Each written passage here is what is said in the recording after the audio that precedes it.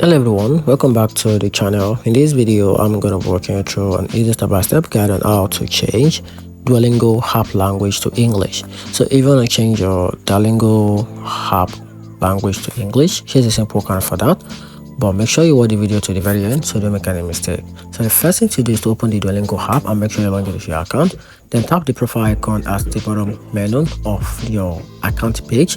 Then tap the settings gear icon in the top corner.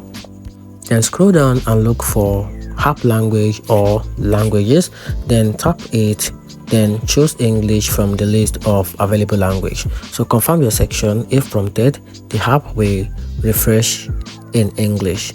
And if your interface is another language and you can't find the option easily, go to Duolingo.com on a browser and log into your account. Then choose the app language from the profile settings there, and that's how you can easily change Duolingo app language to English. Hope you find the video helpful. Turn on the notification button and subscribe for more.